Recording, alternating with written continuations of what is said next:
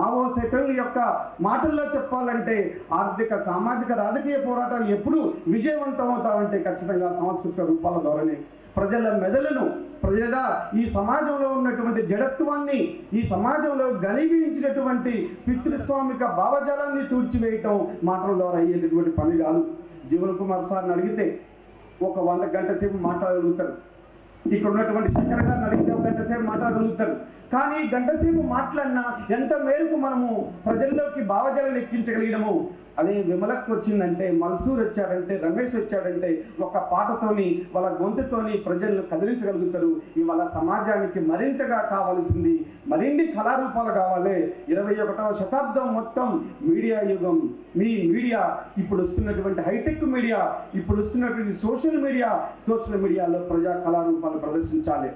మొన్న మనం 10 ఏళ్ల కింద 20 ఏళ్ల కింద సామ్రాజ్యవాదానికి వ్యతిరేకంగా ఒక వీధి నాటక వేసామంటే ఆ వీధి నాటక చూడటం కోసం, అర్థం చేసుకోవటం కోసం ప్రజలు వచ్చేవాళ్ళు. కానీ ఇవాళ రానున్న తరం మన తరం కాదు, నేటి తరం ఇంజనీరింగ్ కాలేజీల్లో, డిగ్రీ కాలేజీల్లో, యూనివర్సిటీ మైదానాల్లో చదువుతున్న తరానికి మీ గంట సేపు స్పీచ్ వినేటటువంటి ఓపిక కానీ అవసరం కానీ లేదు. శంకర్ గారు, నాగేశ్వరం శంకర్ గారు ఉన్నారు. వారు అద్భుతంగా మాట్లాడతారు. వాళ్ళ పాటలు, వారి యొక్క కవిత్వం గంట సేపు చెప్తే ఈ జనరేషన్ వినేటువంటి స్థితిలో లేదు. ఈ జనరేషన్కి కావాల్సింది వాళ్ళ మనసుకు హత్తుకునేటువంటి కళారూపాలు రావాలి.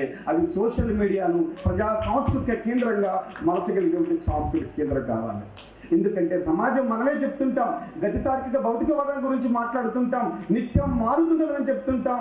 నిన్నటి విలువలు ఇవాళ లేవు, ఇవాళ విలువలు రేపటి ఆదర్శాలు కాబోవు. సమాజం నిత్యం మారేటువంటి సమాజంలో మారుతున్న సమాజానికి అనుగుణంగా ఉద్యమ రూపాలను, సాంస్కృతిక ఉద్యమ రూపాలను ముందుకెత్తుకొని రావాలి.